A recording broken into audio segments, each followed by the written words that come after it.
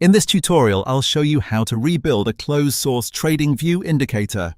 By the end, you'll have a Pine script workspace on your chart that overlays clear markers and lets you visually match and refine signals against the closed-source TradingView indicator. First, add the closed-source indicator to your chart. In TradingView, click Indicators, search for the indicator by name, then click it to add.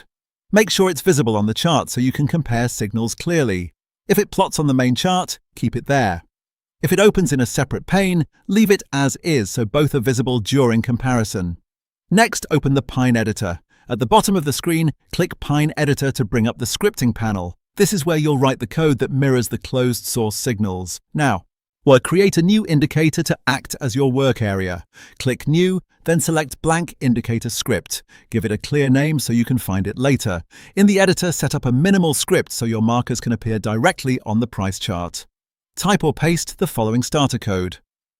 @version equals 5 indicator open parenthesis quote, rebuild workspace, quote, comma, overlay equals true close parenthesis // define your signal conditions. Here long signal equals false short. Signal equals false plot shape, open parenthesis long signal, comma, plot shape, short signal title.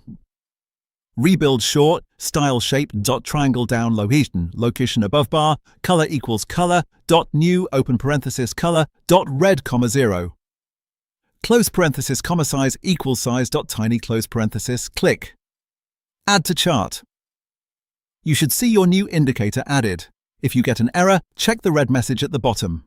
I'll correct any typos and add it again. Keep both the closed source indicator and your rebuild workspace indicator visible together for a side-by-side comparison. Use plot shape or plotchar to match the signals of the closed source indicator. You already have plot shape in place. If you prefer minimal markers, you can use plotchar instead. For example, plotchar long signal, char equals L, location equals location dot below bar, color equals color dot green, title equals rebuild long. Plotchar short signal, char equals V, location equals location dot above bar, color equals color dot red, title equals rebuild short. Now begin turning long signal and short signal into real conditions that visually align with the closed source indicator's signals. Replace the false placeholders with logic you suspect drives those signals. For example, long signal equals */*, your condition that should match long entries. */* short signal equals */*, your condition that should match short entries */*. After each change, click Add to chart or save and the script will refresh. Zoom in on a few recent bars and compare. If the closed source indicator prints a buy signal, check whether your green triangle or character appears on the same bar or the next bar and adjust your condition accordingly. If signals seem slightly off the bar, confirm your marker location is correct. Use location dot below bar for long and location dot above bar for short, so they're easy to compare at a glance. Keep titles, colors, and sizes consistent so you can spot mismatches quickly. Iteratively refine your code by comparing it to the original on different time frames and assets. At the top of TradingView, or change the symbol to a different asset and switch the time frame. Check whether your markers still line up with the closed source indicator's signals.